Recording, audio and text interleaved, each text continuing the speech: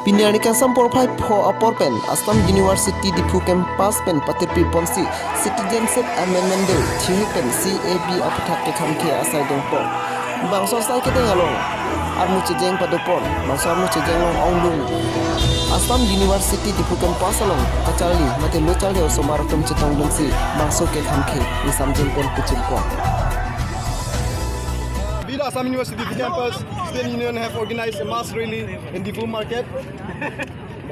So in this gathering, all the present student, ex-student council, ex-student union of Assam University Difu campus have gathered around to protest against Citizenship Amendment Bill that has been implemented by central government of BJP.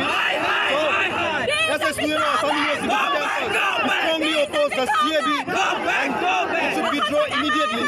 We don't want any more people from Bangladesh, Afghanistan and Pakistan to come and as a illegal migrant not be coming to the northeast as an Indian. And we oppose this bill and we don't want this bill to be implemented. So as a student, we strongly oppose this one. We don't want our land to be implemented by the others. We don't want if this Citizenship Amendment Bill has been implemented, then it will be